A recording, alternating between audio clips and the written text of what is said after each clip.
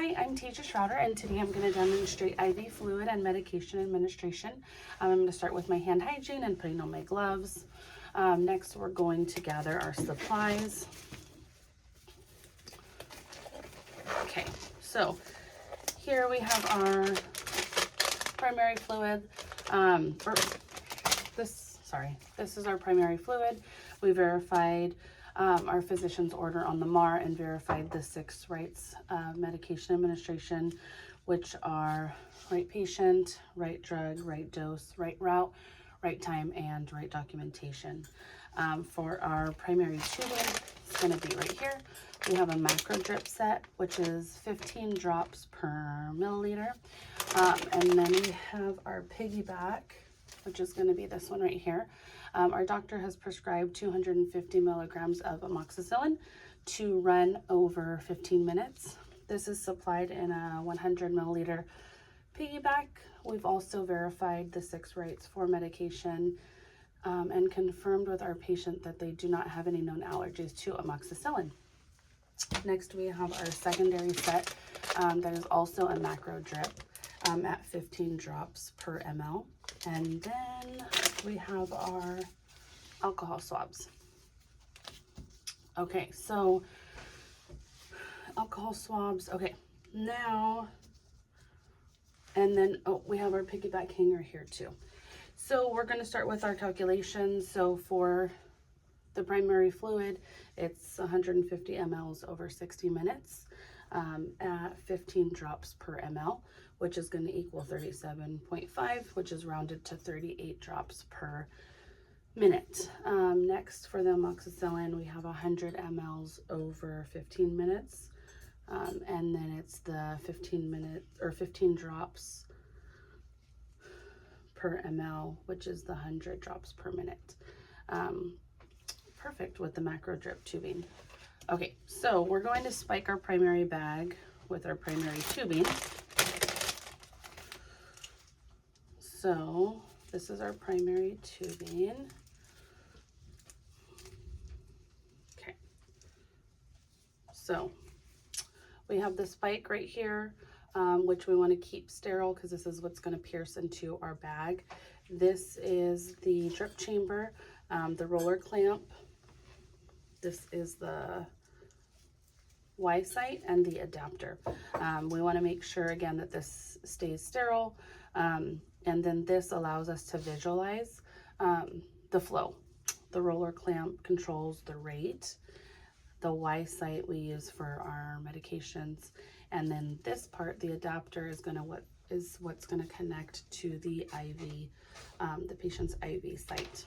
So we're going to remove the top. We're going to spike the bag, keeping the spike sterile.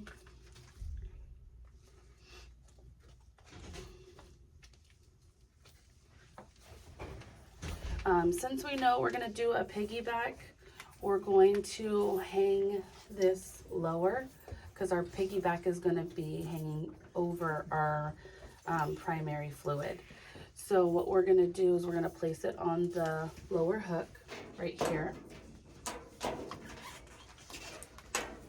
And then, okay, so once we have it hung up on that lower hook, what we're going to do is we're going to squeeze the drip chamber until it's about half full, and we're going to slowly open the roller clamp because we have it closed. So once we get it about half full, we're going to slowly open the roller chamber because we're going to prime the line and make sure that there's no air bubbles. Okay.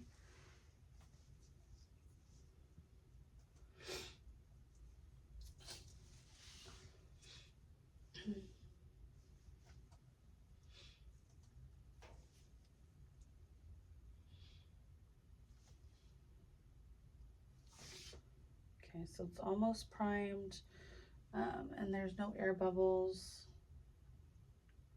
Okay, so, and then we're gonna close the clamp, the roller clamp. Once we have this all primed, we're going to take our alcohol swab.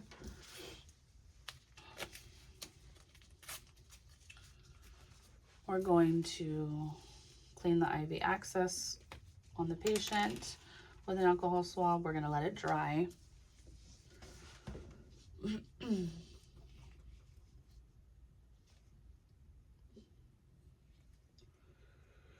Then we're going to attach it.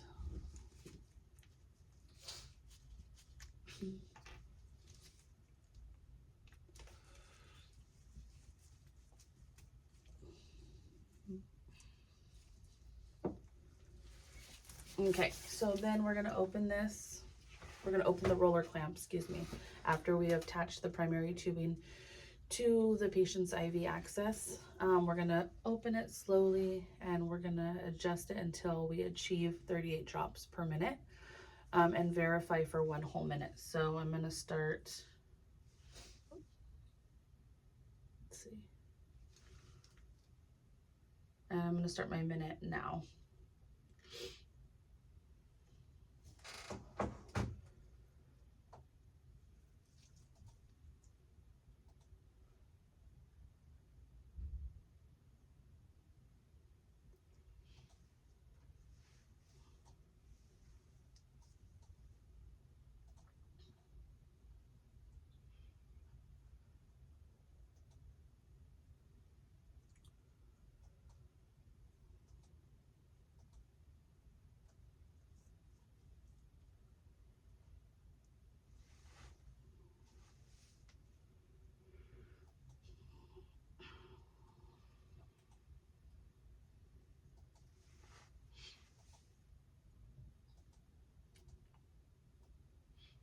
So almost, so 10 more seconds.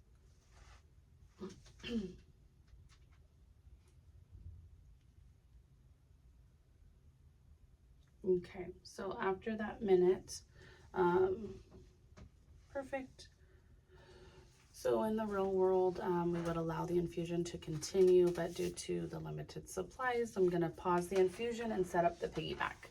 So here's our piggyback, the amoxicillin, which is with our secondary line, which is gonna be here. So on the secondary line, we have the spike, just like the primary, the roller clamp, and this is going to be our access into the Y site on our primary fluid. So we are going to take this off. We're going to spike our amoxicillin, our piggyback, with the secondary. Our roller clamp is closed. We're going to hang the piggyback above the primary fluid bag.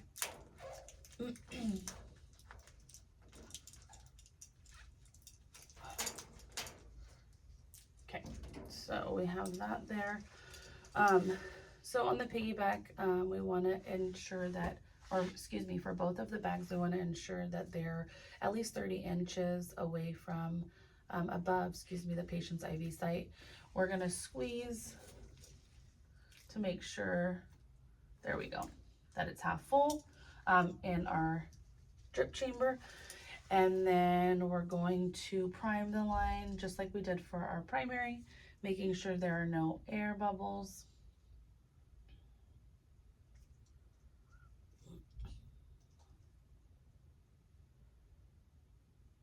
And then once we do that, okay, we have it primed. We're gonna take another alcohol swab.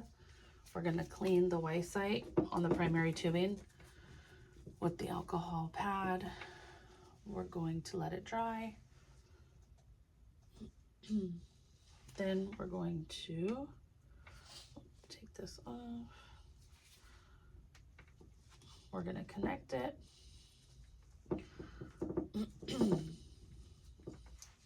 Okay, once we connect it, we're going to open up the roller clamp for the secondary tubing, and we're gonna adjust 100 drops we're going to adjust to 100 drops per minute, and we're gonna count for a full minute to verify the accuracy, just like we did the first time for the primary. Okay, I'm gonna start now.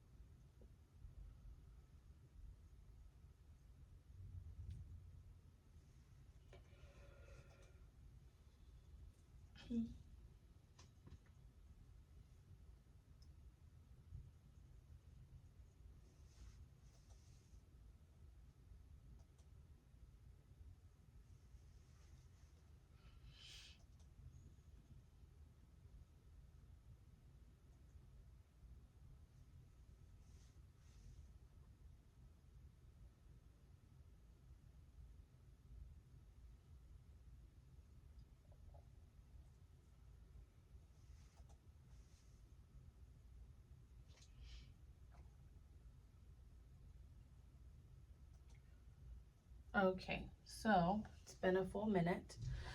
So after that, we're going to reassess the patient's IV site for any signs of infiltration, redness, swelling, pain. If there are any present, we're going to turn off the infusion. Because amoxicillin is a moderate allergy risk, we remain with the patient to observe for any signs of any hypersensitivity or anaphylaxis reaction. We're going to place the patient in a comfortable position, ensure that the call site is within reach. We're going to remove our gloves, discard all of our supplies. We're going to perform hand hygiene and then document the procedure. Thank you so much.